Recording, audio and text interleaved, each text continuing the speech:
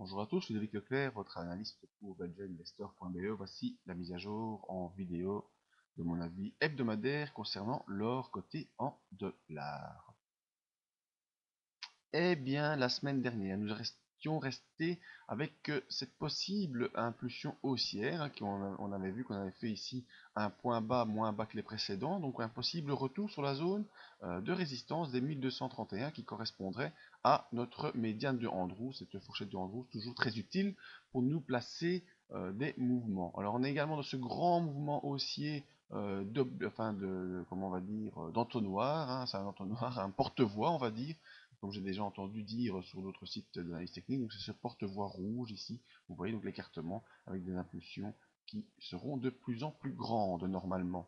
Et bien cette semaine, après un début de semaine où on est revenu sur la zone des 1231, et là on avait vu dans le webinaire de début de semaine dernière qu'on était face à un double top qu'il fallait franchir, et si on franchissait ce double top, et bien on irait rapidement accélérer au-dessus de la médiane de Andrews pour rejoindre le haut de la fourchette. Eh bien, ce fut le cas. Pourquoi? Parce que mardi, mercredi, petite zone de consolidation avec deux mèches qui vont toucher cette médiane de Andrews. Hein, si vous voyez bien, je vais essayer de vous l'agrandir au maximum. Les indicateurs, nous en parlerons par après.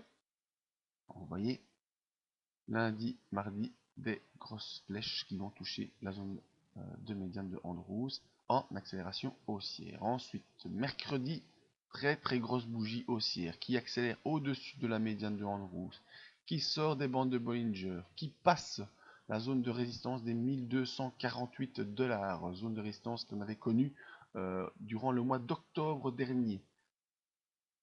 Et vendredi, mais bien sûr, vous connaissez la suite de l'histoire, sortie de bande de Bollinger, donc poursuite de l'accélération, et on a accéléré avec une clôture sur 1275 $, qui correspond à une zone de résistance ici qu'on avait connue au mois d'août 2014. Ouverture des bandes de Bollinger, les moyennes mobiles sont à la hausse, on est passé au-dessus des dernières zones de résistance, et il semblerait donc qu'on va pouvoir poursuivre cette impulsion haussière. Alors pourquoi je vous dis ça? La preuve également par nos indicateurs. Le MACD au-dessus de son signal en accélération constante, le signal et l'indicateur sont au-dessus de 0, donc on est bel et bien face à une impulsion haussière. Cette impulsion va probablement faire des sommets de plus en plus hauts. Hop, hop, hop. On va essayer de se matérialiser ça par des obliques. Voilà. On arrive également sur le haut par rapport au MACD. Donc, MACD fait des points hauts de plus en plus hauts. Ça c'est pour le signal. On voit que l'indicateur lui-même fait des points hauts de plus en plus hauts et même qu'il accélère au-dessus de ces points hauts théoriques. Donc c'est vraiment une impulsion haussière importante. Il y a donc beaucoup de pression haussière dans cette impulsion. La preuve en est également sur le RSI qui nous montre donc la force de l'impulsion, le RSI qui mesure l'importance de l'accélération par rapport aux accélérations précédentes. Donc on voit que cette accélération-ci est plus importante que les accélérations précédentes. En effet, on passe au-dessus de 60. On devrait donc poursuivre également cette accélération haussière. Alors poursuivre jusqu'où? Pour savoir jusqu'où on pourrait accélérer, plusieurs solutions. Soit on fait le report d'une tasse avec anse ici, donc avec un creux et un creux moins fort. On a donc un potentiel entre 1248 et 1140, donc à peu près 100 points d'accélération. Donc les 1350 semblent par rapport à cette théorie une zone envisageable. En effet, vous voyez, entre ce sommet ici du 21 octobre et ce creux du 6 novembre, on a donc à peu près 100 $ de différence entre 1141 et 1148, hein, à peu près 100 $. Donc on a une accélération de 100 $ possible vers 1340 points. Maintenant, si on prend une unité hebdomadaire, eh bien, on peut se tracer ici des zones de résistance.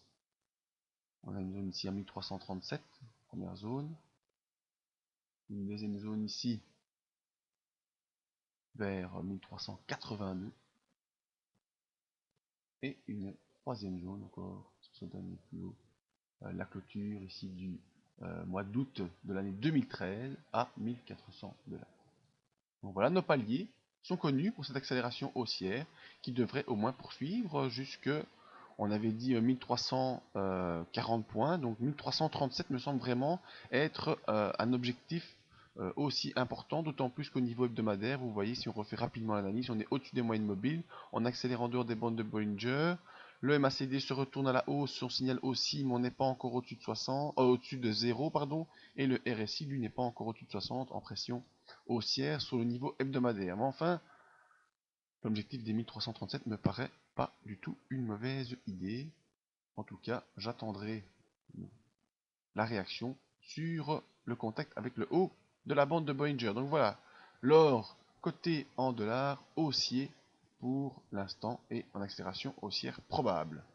Je vous invite à nous rejoindre sur le site pour voir les autres analyses en vidéo, mais également n'oubliez pas cette page qui vous permet de vous inscrire au webinaire live. Le prochain aura lieu mardi matin, et si ça ne vous convient pas, il y en a un autre deuxième le mercredi soir, afin de faire la poursuite de cette analyse hebdomadaire et voir comment le cours évolue jusqu'à la prochaine analyse hebdomadaire. Merci à tous, à bientôt.